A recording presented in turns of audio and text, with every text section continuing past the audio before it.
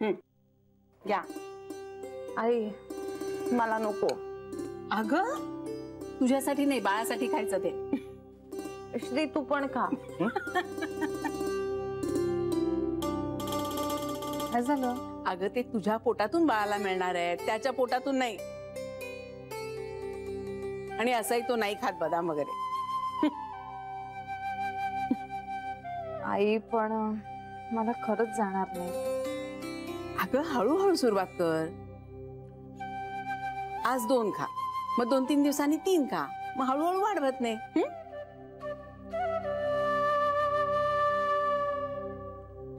श्री तू खाशील का रे? म्हणजे तीही खाईल. खाईन ना. अरे आधी कधी खाल्ले नाहीस म्हणून विचारलं.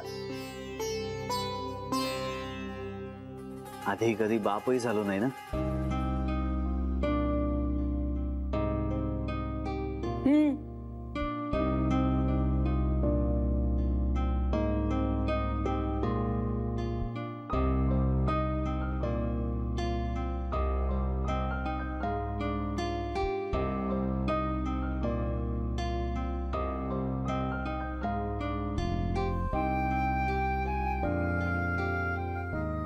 जानवी खा पटापट. मी भरवतो हे.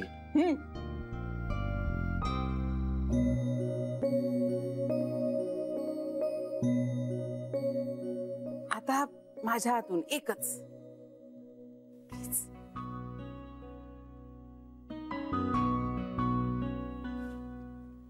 शाबास.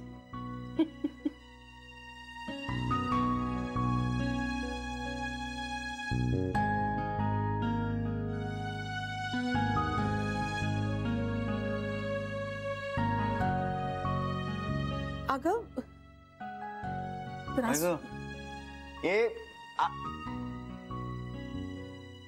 सावकाश. बायकांसाठी खूप अवघड असते. उगाच नाही म्हणत आई होणं म्हणजे बाईचा पुनर्जन्म असतो म्हणून. म्हणजे तुम्हाला सगळं माहित होतं. काय आणि मला सांगावं नाही वाटलं. हा, कारण ती बातमी घेण्याकरता तू तयार आहेस असं नाही वाटलं मला. म्हणजे काही नाही, जाऊ दे. जाऊ दे. ऐका ना, तुम्हाला काय वाटतं जान्हवीला मुलगा होईल की मुलगी? मला मुलगी आवडेल. नाही मुलगा. मुलगा कशाला? आणखीन एक असा श्रीसारखा गोड गोंडस मुलगा घरात नाही चालणार तुम्हाला? चालेल ना, पण दुसरा गोंडस गोड मुलगा दुसरा व्हायला हवा. पहिली मुलगीच व्हायला हवी. हवी म्हणजे आपल्याला वाटत होत नाही अशी. इच्छाशक्तीवर असतं शरा. तुमचं काय तरीच आहे. तुम्हाला माहितीये आज ना आम्ही श्री आणि जान्हवीची खोली एकदम अशी लख्ख करून टाकली. स्वच्छता मोहीम. आणि आमच्या बरोबर बेबी वंस होत्या. त्या स्वच्छतेचा किती अतिरेक करतात माहितीये ना. त्यांनी ना असं बाथरूमचं असं हँडल धरून दरवाजा उघडला ना तर लगेच हात धुतले. नंतर परत दरवाजा लावताना हँडल धरलं तर सॅनिटायझरने हात धुतले. तोपर्यंत चेहऱ्याजवळ पण हात नाही न्यायचा. इकडे हात नको, तिकडे हात नको. त्यांच्या बरोबर काम करताना एका पॉइंटला ना मला काही कळेनासच झालं. मी फक्त त्या सांगत होते तेवढं ऐकत होते. ते पार्लर मध्ये कसं सांभाळत असतील सगळं. आता ना बाळ होईपर्यंत जान्हवीचं काहीही खरं नाहीये. आणि बाळ झाल्यानंतर जान्हवीचं आणि बाळाचं दोघांचं काही खरं नाही.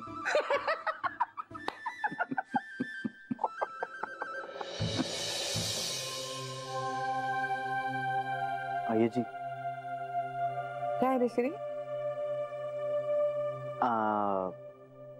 एक विचारायचं होतं. विचार ना. काय झालं? जान्हवी विषयी काही आहे का? हा म्हणजे खूप त्रास होतोय का तिला? हो, तो आता होणारच ना. डॉक्टरांनी कल्पना दिलीच आहे आपल्याला.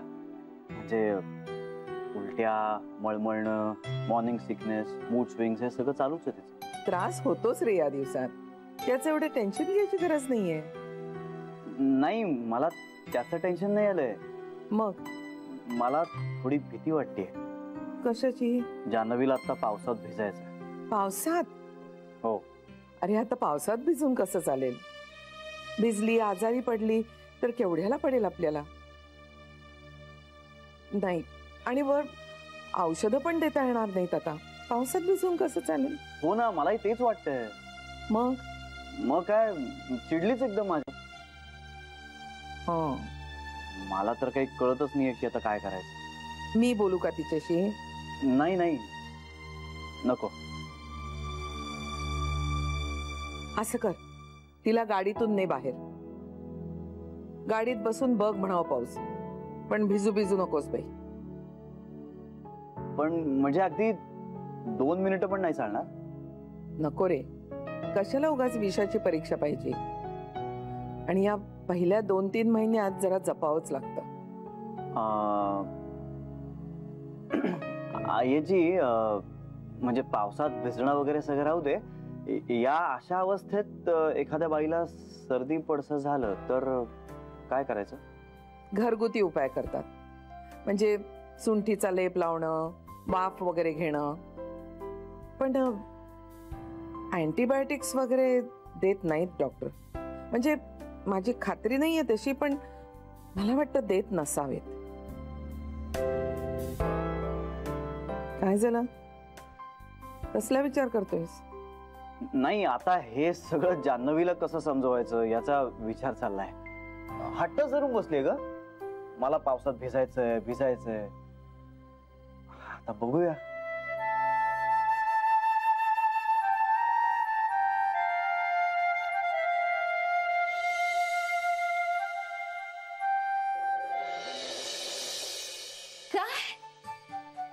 तू बरी आहेस ना?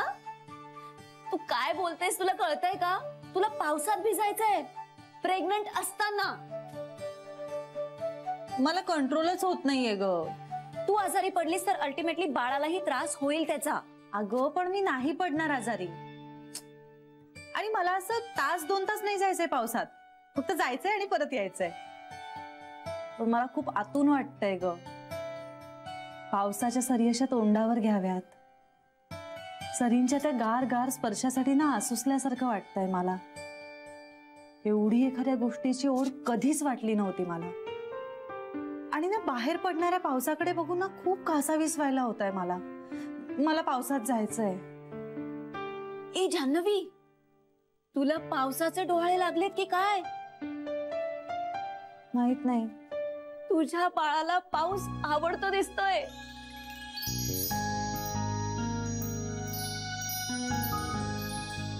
तसंच दिसतंय, कारण मला कधीच पावसात भिजायला वगैरे नाही आवडायचं. श्रीला आवडतं. तुझं बाळ बापाच्या वळणावर जाणार असं दिसतंय. मला आवडेलच ते. 5 मिनिटं जरी गेले ना पावसात तरी मला बरं वाटेल ग. मग तू जिजूला जाऊन विचार, तोच यातून काहीतरी मार्ग काढेल. मला विचारशील तर माझ्या ताईच्या अनुभवावरून मला असं वाटतं की तू याच्या फंदात अजिबात पडू नयेस. कशाला उगाच प्रॉब्लेम? नाही होणार ना काही प्रॉब्लेम, तेच तर सांगते मी.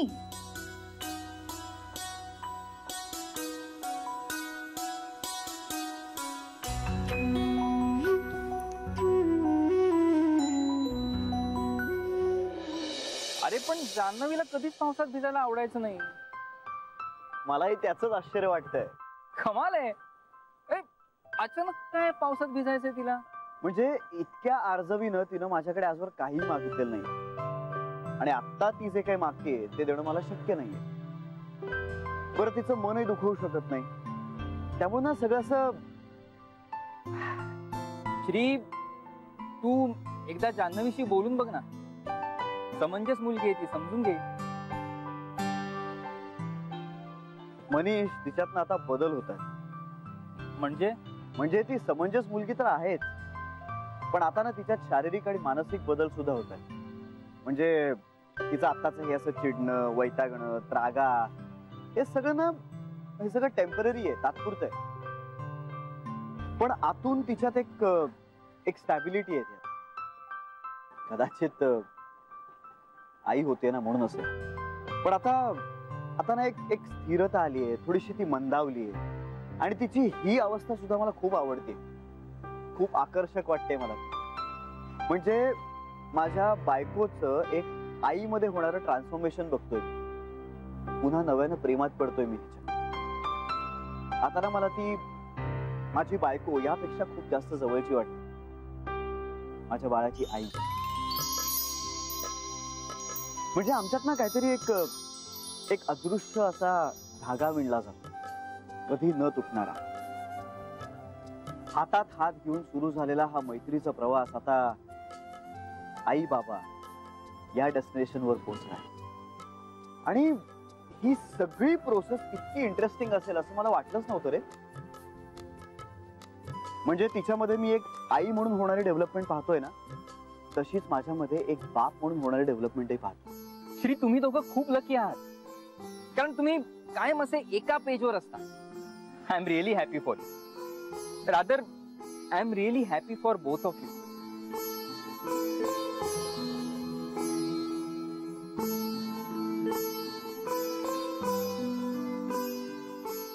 श्री, हे असं खूप कमी लोकांच्या नशिबात असतं.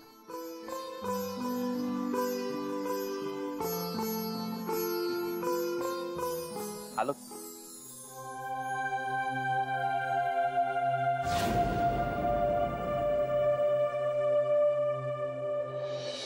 वय वाढली तरी अक्कल काही येत नाही. लगेचच आपलं आपण मोठे होतो. अरे दिवस कसले, काय चाललंय, किती रोगराई पसरलेली आहे, काही कशाचं म्हणजे कशाचं काही नाही. जसं आपलं मनाला वाटेल ना तसं वागत राहायचं.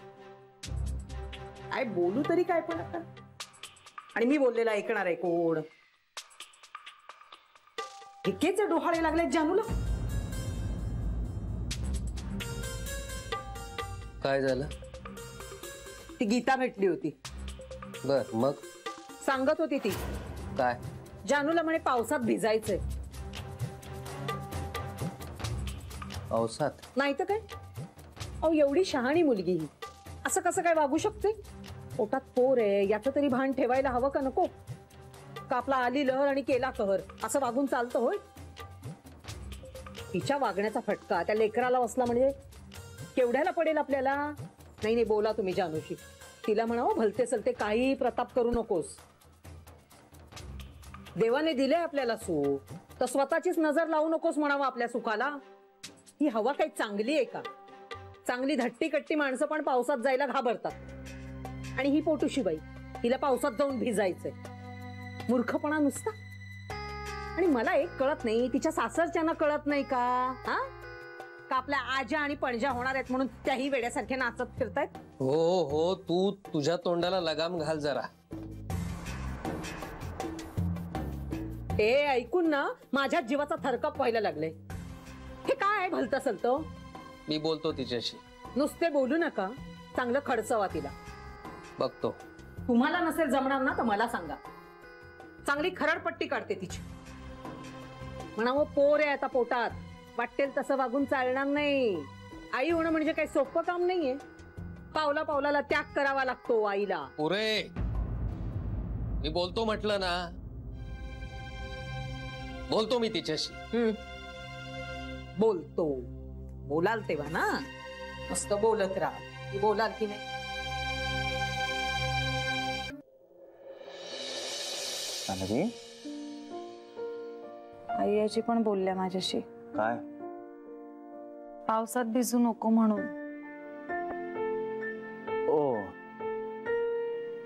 ऍक्च्युली ते मीच तिला विचारलं होतं. सॉरी. ए श्री, ऐक ना. पण मला वाटतंय मला खरंच काही नाही होणार. अगं जान्हवी, श्री, मला ना असा पाऊस चेहऱ्यावर घ्यावासा वाटतोय.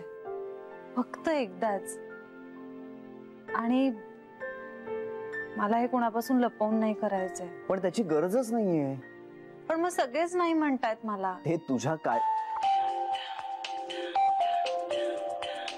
बाबा. हॅलो. हा जानू बाळा, कशी आहेस तू? मी छान आहे बाबा, तुम्ही कसे आहात? मी मजेत. तू घरी पोचलीस का? पोचले. म्हणजे बोलता येईल ना आता? हो. काय झालं, बोला ना. काही झालं असं नाही ग, पण माझ्या कानावर आलं की काय तुला म्हणे पावसात भिजायचंय.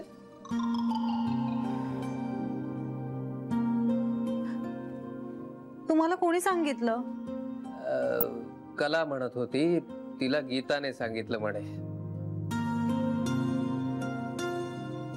पण बाळा, तू भिजलीस, मग आजारी पडलीस तर सगळ्यांनाच त्रास होईल की नाही? मग कशाला उगाच आपण नको ते धाडस करायचं? इथे न भिजता सुद्धा माणसं आजारी पडतायत सर्दी पडशाने. उगाच पुन्हा तू भिजलीस तर आजाराला निमंत्रण. आणि आता हे बघ, आता 2 जीवांची आहेस तू. फक्त स्वतःपुरता विचार नाही करून चालणार. नको असं काही करू. बाबा, पण मला जे वाटलं ते मी नुसतं बोलून दाखवलं. घरच्यांना विचारल्याशिवाय मी काहीच करणार नव्हते. तुझ्या घरचे सुद्धा नाही परवानगी देणार, बघ तू. हो, आई आजी पण म्हणाल्याच आहेत नको म्हणून. अगं, पावसात भिजायला अख्खं आयुष्य पडलंय. पाऊस काय कुठे जात नाही, आपण कुठे जात नाही. पण आता बाळाच्या दृष्टीने जरा पटतंय का तुला? हो बाबा. हा, बाकी सगळं ठीक आहे ना? हो, एकदम छान. चला ठेवू मग फोन. काळजी घ्या तुम्ही. मी एकदम मस्त मजेत आहे ग. माझी नको काळजी करूस तू. तू आता तुझी स्वतःची काळजी घे. वेळच्या वेळी जेवणं, झोपणं, व्यायाम, स्वतःकडे लक्ष दे. हो बाबा. चला, आणि जावई बापून विचारलंय म्हणून सांग. Good night. Good night.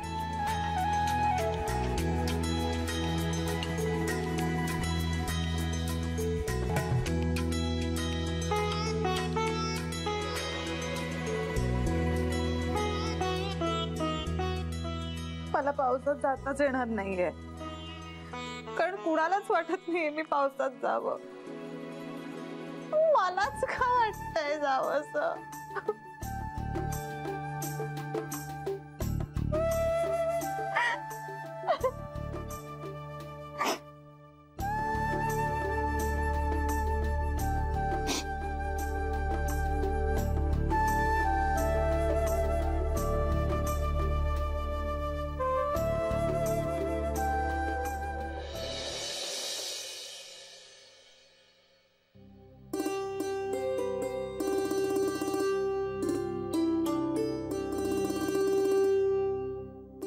वहिनी, लागला का फोन?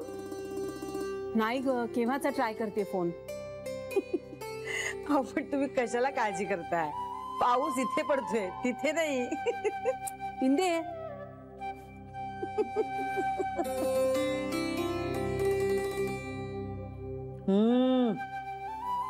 मस्त चहा केलाय भाऊजीने आलं घालून. वा.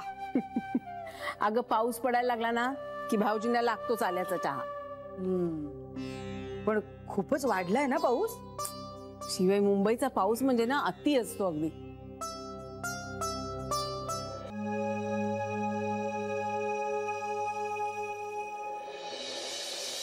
अरे, सकाळी सकाळी कुठे निघालात तुम्ही? जरा महत्वाचं काम आहे. कसलं काम? आहे महत्वाचं. अरे, नाश्ता तर करून जा. नाही, परत आल्यानंतर करतो ना. अरे, आल्यावर म्हणजे काय? आणि जान्हवीला कुठे नेतोस पावसा पाण्याचं? आई, मी आहे तिच्या बरोबर. अरे, पण कशाला पावसाचं बाहेर पडायचं बाळा? गाडीने चाललोय आम्ही. अरे, पण नको. ऐक श्री, ऐक मोठी आई, घड्याळ लावून अर्ध्या तासात परत येतो. हा, चल निघूया. येतो. अरे येतो. जा. येतो, लगेच येतो. श्री, लगेच येतो. जान्हवी. बहिणी, हा मुलगा ना अजिबात ऐकत नाही. हो ना, पण जाऊ दे. श्री गेला ना बरोबर, काळजी नको करूया आपण. बरं, आईंशी बोलून घ्या ना ते चोरोटीचं. हो, बोलते आज.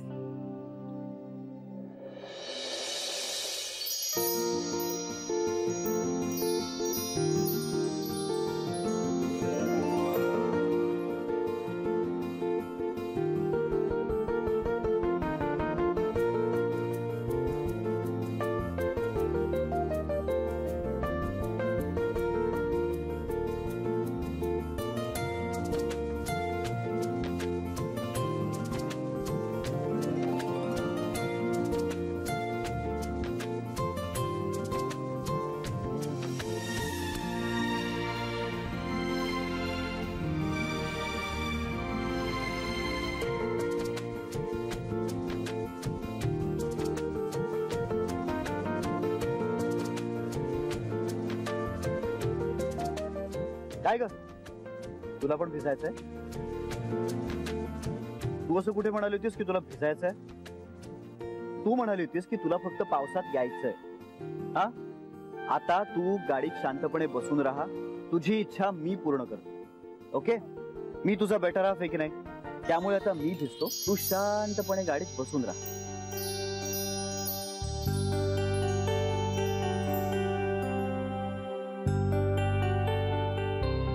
काय लगेच तो कसा चेहरा केलाय? ए, उतर. एक मिनिट टोपी घाल.